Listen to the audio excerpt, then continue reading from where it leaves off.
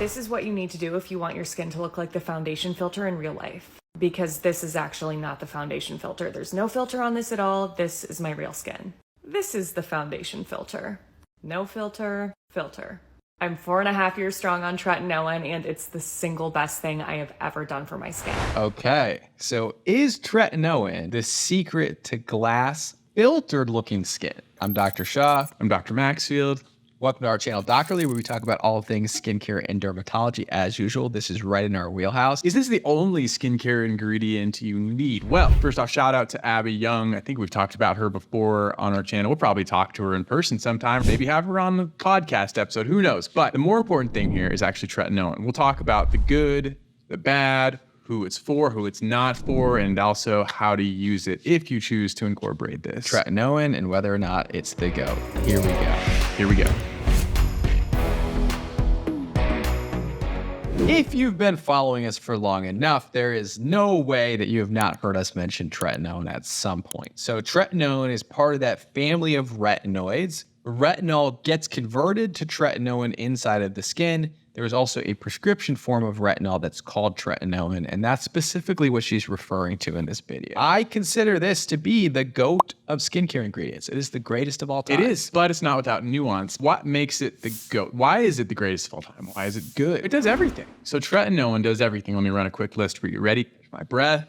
I was gonna wrap it for you, but I'm not because I can't. So it does dark spots, it does collagen, it does texture. It actually can help minimize UV damage associated like precancerous lesions to some extent. It protects your skin. It increases the thickness of your skin. It helps organize the collagen. It helps with the elastin. And guess what? It does all of it extremely well, especially when relative to other ingredients. And it's foundationally been studied. Like it's perhaps one of the best studied ingredients in all of skincare. And it has incredible staying power. I think that cannot be understated. So one of the things that we see that pops up, it's like, oh, is this new mushroom extract the future of skincare? Probably not, because you probably won't hear about it in a month or two, right? Maybe it's a great ingredient, but tretinoin has been around for 60 years and still kicking. So this is an ingredient you can really, really rely on. So the question is, you're looking at Abby and you're saying, I want skin like Abby. I'm looking at Abby and I'm saying, I want skin like Abby. So how do we get there? Do we just use tretinoin? Is that just the answer for everybody? Well, the thing is, we have to look at who it's for and who it's not for, because you want this outcome,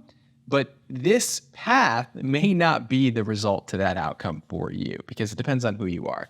So where is tretinoin super helpful? If you have acne, it's approved for acne. If you have texture issues, it's wonderful for texture issues. But just using tretinoin by itself for texture issues may not be enough. You may want to have tretinoin with an exfoliating acid. That's where it's like maybe tretinoin is not enough to help there. And same thing with acne. Maybe with acne, tretinoin plus something that's going to kill the bacteria or exfoliate the skin is going to be helpful. And if you look at dark spots, it's phenomenal for dark spots. But when you compound it with things that are also other tyrosinase inhibitors or things that kind of exfoliate the skin, it's good for all of these things, but it's also good when put with other things or used with other things in your skincare routine. So it does all of those things for sure. It's also really good for anti-aging. It's able to treat wrinkles. Is it going to eliminate really deep etched in wrinkles if you've never done anything for 60 years? No. I mean, those are going to be other cosmetic treatments. You're going to need procedures that are going to be done by your dermatologist to achieve those kind of results. So here comes the downside of tretinoin. So it has a few things against it, one of which it cannot be used during pregnancy. Some of this is a theoretical risk, but it's based off of the idea that you cannot take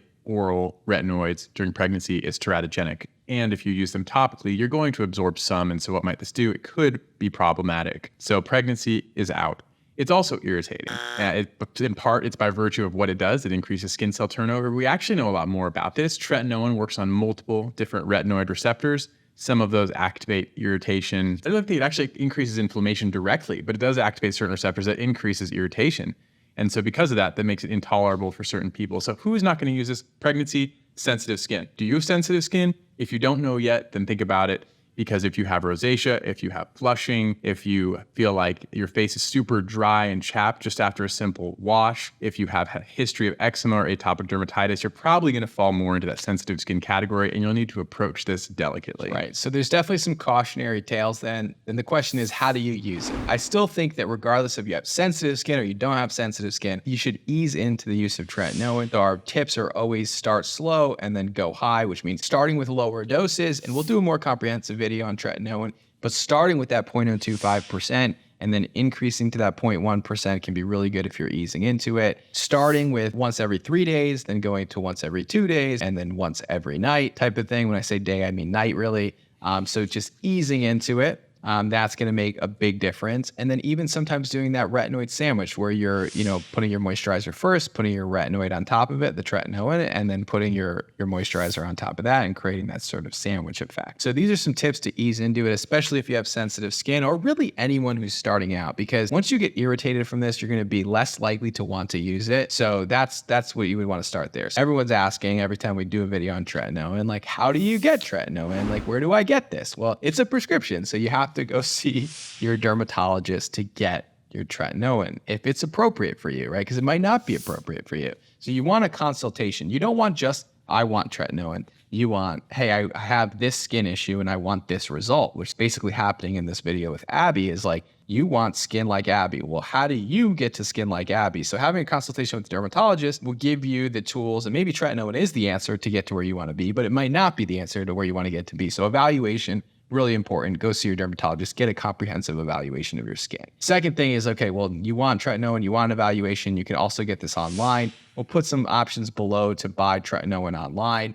We still think seeing a dermatologist in person is the premium option, but you can also see a dermatologist online as well. And then the last piece of this is maybe just using an over-the-counter retinoid product. So your retinols, your adapalines, those are available over the counter, and they will give you that desired result. It just may take a little bit longer and may not be as strong. There are multiple ways to personalize this, tailor this towards your skin. It may be tretinoin. It may be tretinoin with multiple things. And guess what? It's actually going to take a little bit of time too. This dramatic glow up effect doesn't happen overnight. It's not going to revolutionize your skin night and day in a week, in a month, in 3 months, 6 months. How far am I taking this? Who knows? Because it's different for everyone. 6 months at least with tretinoin, I would say. And bear in mind, in this video, if you pay attention to the caveat, she said she's been using it for 4 years. So this is a long-term investment for you, but it can yield phenomenal results like you saw. Exactly. So a great ingredient, always used deliberately. Go see your dermatologist, see if it's right for you, and hopefully that's helpful. Please like, comment, subscribe, and we'll see you in the next video. We'll see you next time.